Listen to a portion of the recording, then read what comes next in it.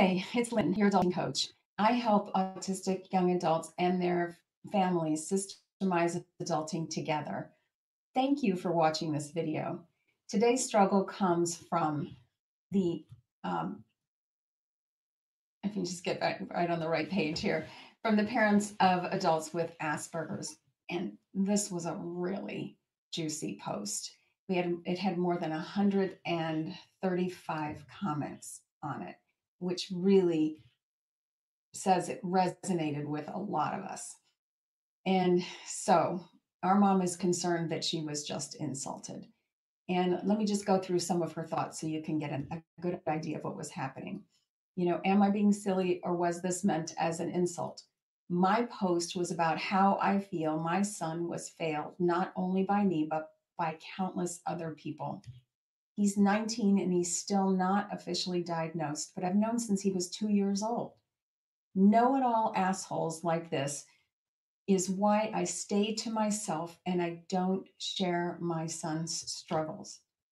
I have found a plethora of services that met each need for my son, is what the post said that she was reacting to.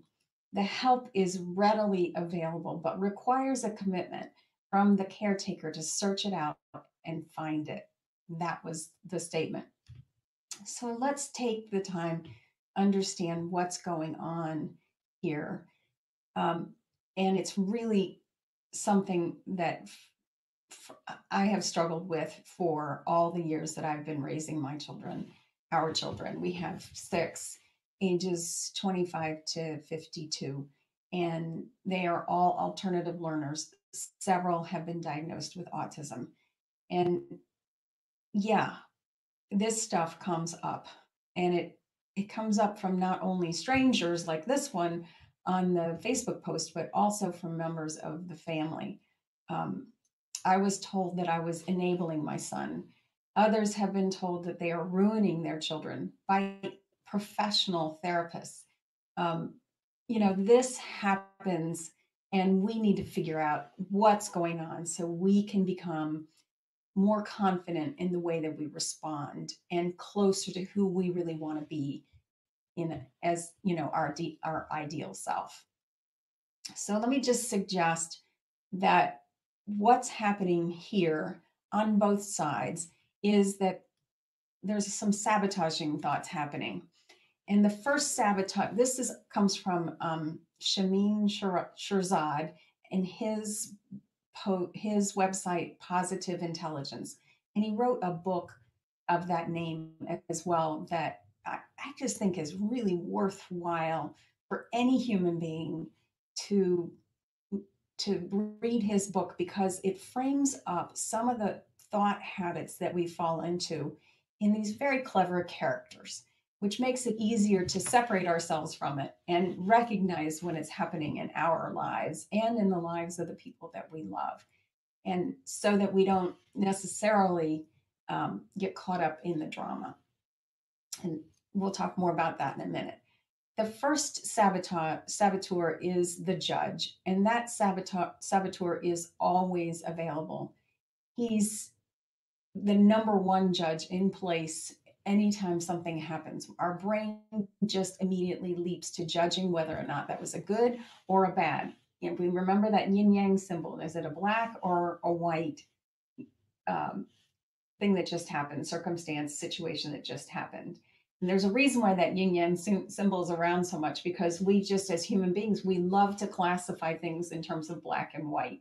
It's something that we see often with our children, and we also notice that we do it as well. So that's the judge. And then the next one is the avoider. That's when we don't want to have anything to do with him. These are all the other patterns of thinking that fit underneath that judge. When we and I'm sorry, my eyes are not so good. The controller, where we want to decide how things are going to happen. The hyperachiever, that's the one that says that I am going to be so great that no one can touch me, because look at all the things that I've achieved in my life. And the hyper-emotional, hyper-rational person says, well, that's not a rational thought, so therefore it's invalid. And the hypervigilant is always scanning for what's gone wrong. We often find out people with autistic brains tend to be hypervigilant because that's just the kind of brain that they inherited in the genetic lottery. Or we're restless, we're bored, we want something else to do to distract ourselves from whatever's happening. The stickler is the one that says, you didn't turn off the lights the other night, and if you had, it would have been better. And the pleaser is the one who says, whatever you want, I'm going to do it. And the victim is the one that's going, oh, life is just so hard.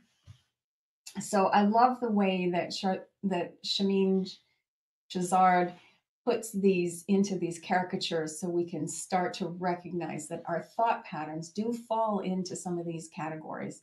And it's really helpful for us to notice that. So I think there was a bit of judging happening on both sides of this equation, though I think our mom has such a great sense of humor because she asked the question, am I being salty? I think that's a great, or was this meant as an insult to salty? I just think that's a great describer of an emotion. So, what we want to do next is then connect with ourselves and figure out what is the truth for us, what is really happening for us. And I argue that this is the most effective tool that has helped me so much in the last 5 years in my parenting and in my life and in the amount of learning and enjoyment that I get out of it. When we separate our thoughts into these 5 categories, we notice that there's always this situation which is outside of our control, and that's going to trigger our thoughts, which produces our emotions, which generates our actions and causes our results. And the results always tie back to the thought. The thought is what drives the whole thought, emotion, action, result chain. And it's really helpful to know that so that we can accept responsibility for whatever we create in our lives. And I argue that this knowing that we are the ones that create the results in our lives is what we have to make sure that our autistic young adults find truthful as well and see if they can practice this, because then they will move from being an emotional child to an emotional adult when they totally accept responsibility for their results. Now, they're not going to go in a straight line from child to adult. They're going to wave back and forth. But over time, I've seen it happen in my household where more and more my 2 children that are still at home, my 2 adult children who are still living at home with me, are able, and the ones that are not living at home with me, are able to notice, oh, I see what I was doing there, and take responsibility for it and figure out how to wiggle the thought that's not getting them the result they want. And then, they feel much more powerful. So when we give our power away to the other person is what we want to stop doing. We want to start recognizing that, okay, they said that, but it's up to me how I respond. So I just want to remind us that anything anyone says, does, or doesn't do belongs in our situation line. It's outside of our control. Let me just put that one in there, and is outside of our control. I don't think it's going to let me have all those. It stops at 45 characters or something. So sorry. So it's outside of our control. And so what we want to do is we want to take some of our thinking and just see what it's producing for us first so that we become aware. So if we come back up here and say, let's grab this thought. My post was about how I feel my son was failed not only by me, but also by countless others. I think that's a really important thought to look at. So here, let's just look at this. And now, okay, I feel my son was failed not only by me, but also by countless other people. I'm going to put that in the thought line because it's not something that everyone on the planet can agree with. It's not something we could prove in the court of law. It's a reaction to this situation of having her son. That's the situation. And here's her thought. I feel my son was failed not only by me, but also by countless people. And if it were me, that if I thought that thought, that would make me feel hopeless. It also might make me feel, is it possible to feel, inadequate? That's not going to fit. Inadequate. Okay, so if we can just take out the failed, not only but inadequate, we're just going to do that. It makes me feel inadequate and hopeless. Okay, so when I'm inadequate and hopeless, what I tend to do is I tend to avoid, I tend to blame other people and other people. Let me just summarize it. Blame. I tend to go to that blame. It's not my fault that, you know, that he didn't get the support he wanted, and it's their fault, and avoiding the responsibility for whatever I create. I'm not saying, please do not, Stephanie, this road we're on. I feel like this is the Ivy League school of parenting. I feel like we have been challenged in ways that people who have non-autistic adults, um, just haven't experienced.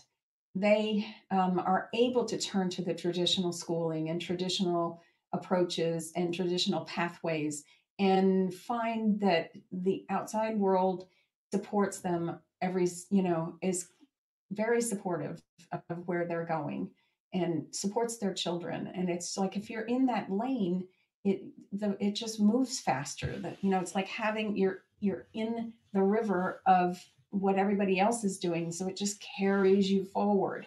And we are not in that river. We're in a different river. We're in a river with a lot more boulders in it and a lot more churning in it because we don't have all the answers. We don't know what to do in many cases to help the situation. We have to really reach down deep inside of ourselves and figure some stuff out and do what we can to contact other people that can help us. This is a more I don't know anybody that wouldn't argue that there's either a stream where it goes fast or there's the one over here with the rapids. And I feel like we've been in the rapids a lot. And that has created for us an opportunity to learn and grow. And through that, which is never pleasant, well, it has different degrees of pleasantness. Sometimes you just learn something quickly, but for me, it has not been very pleasant, this part of learning and growing as a parent of of a number of children who are not at all alike. I used to, I mean, I would love it if I'd gotten two the same. At least I could have gotten good at, parenting two of them. But no, every single one of them is different, and they all have these challenges that I just didn't understand. I didn't know enough when I got started, and that's what threw me into my depression dip in right after 9/11. Not only 9/11, but the fact that our youngest was diagnosed with a different brain, and it just made life. I just kept saying to myself, I don't know, and that's what threw me into a depression dip. And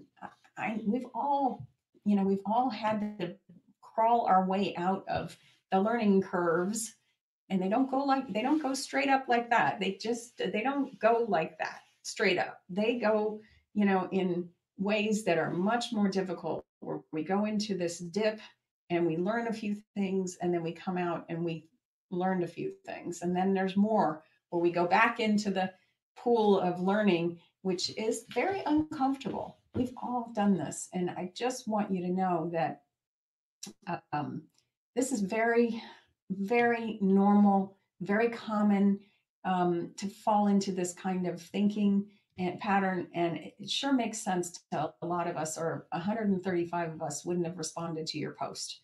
So I just want to suggest you're fine. You're just fine right where you are. And if we just, but it really helped me when I started to notice my thinking and what it was creating. And I really wanted to move away from being the victim of any given situation to the powerful person that was creating the life that I love, that worked for me and for my family. And that's what I want to do. So I'm just going to suggest that, we can start off with the same situation. And that's our challenge, is to keep the situation the same, but to see if there's any wiggle room in our thought And our thought that I can tell is that um, he was failed um, by me and others, and that's okay. This is what I try to do with most of my thoughts that produce, those emotions like hopeless and inadequate that really don't fuel me to solve whatever problem is in front of me. What I try to do is just tag on, and that's okay. And I try to figure out what's okay about it. And there's another way. I'm going to suggest one other way we could also put in front of this is a maybe he was failed by others, by me or and by others. Maybe, but maybe not. We can just kind of wiggle that thought a little bit. I'm hoping that it gives you an emotion that's a little bit more uplifting. That's that when I try to, when I blame myself, maybe I just didn't do that right. When I add the word maybe instead of I just didn't do that right, when I add maybe on top of it, I find out what else, I get more thoughtful. I I think that's an emotion. I get more curious. Where can I find the lesson in this situation? And then I go to the action of trying some experiments. Like, can I just try that sentence on for a while for the next week or so? Maybe he was failed by me and others, but maybe not. Maybe if I just try that sentence on for a while, just that experiment, that one experiment could help me get to the result of the result was from maybe he was failed by me and others, but maybe not is maybe it's maybe it's okay. Not enough room. Okay. So okay. I guess, yes, that's where I want you to get to. The result I want you to get to eventually, not right away. This is not a course in positive thinking.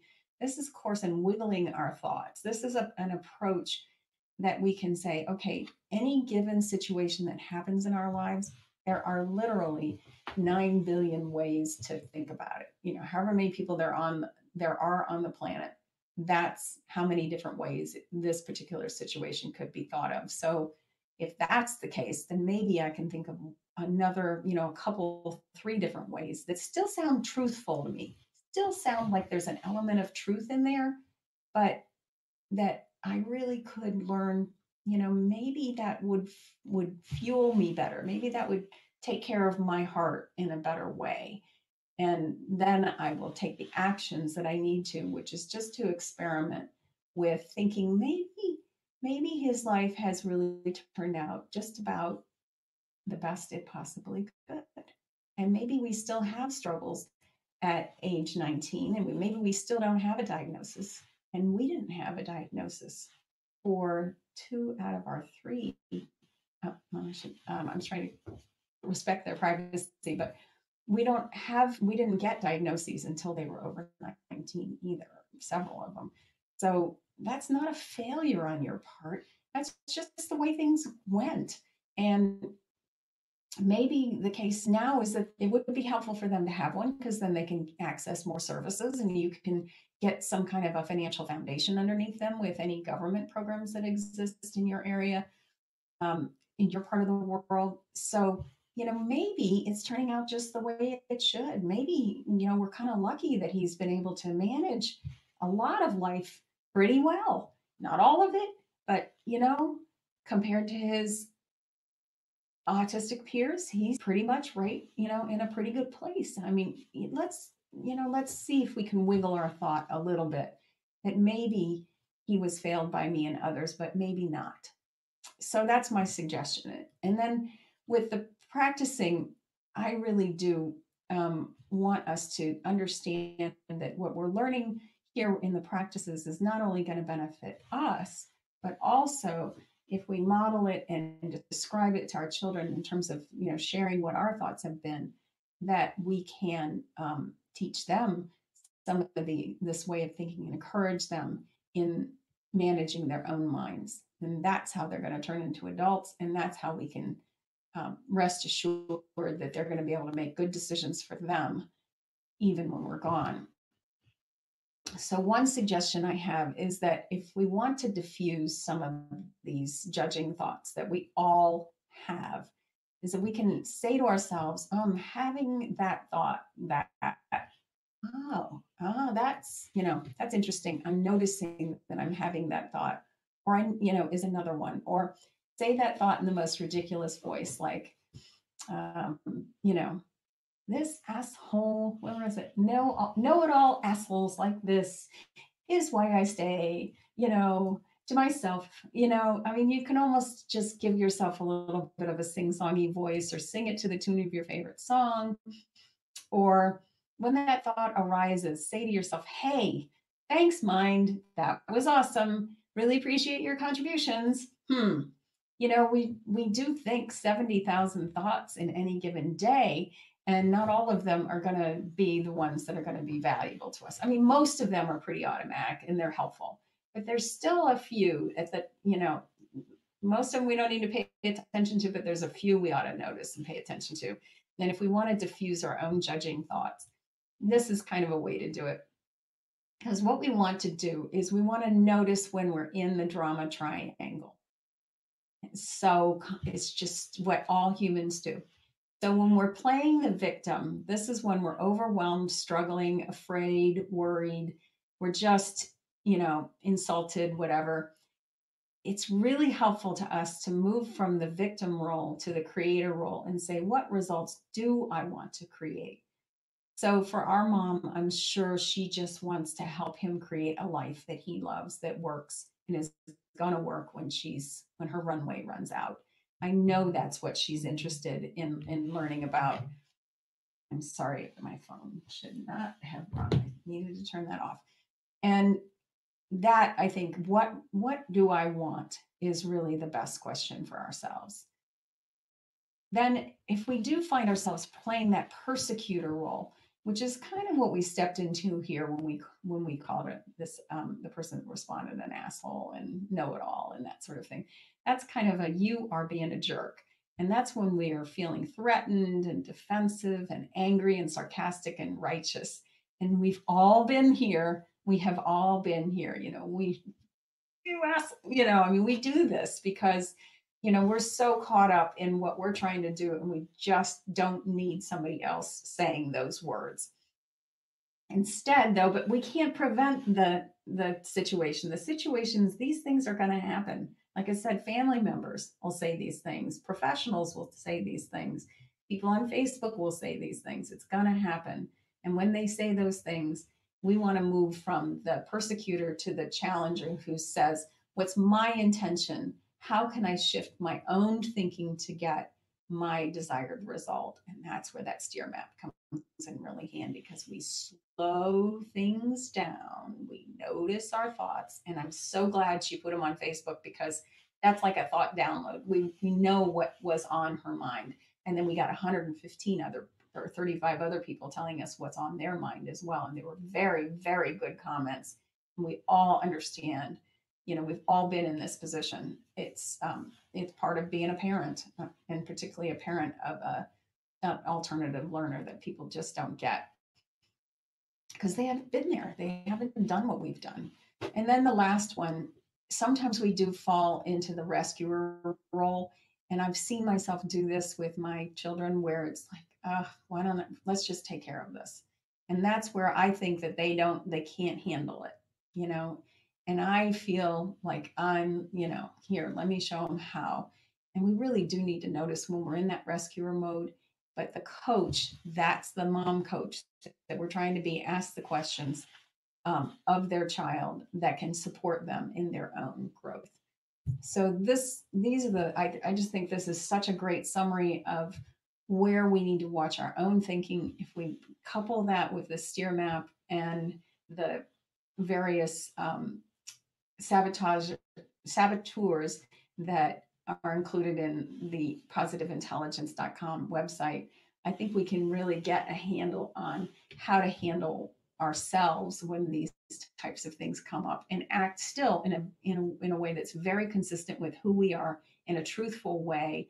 We're not trying to Pollyanna the, well, oh, that's just her thinking. That's okay. It's fine. She can say whatever she wants. That's not the case. It's, how am I going to manage my own thinking so that I can show up as the mom that I want to be? And that's what we practice together at the Art of Adulting. And there's so much in there that I can't wait to see you there. And I can't wait to share it with you, because what I've learned, I just believe has made a big difference for me and for my family. And I hope it will for you too. Bye for now.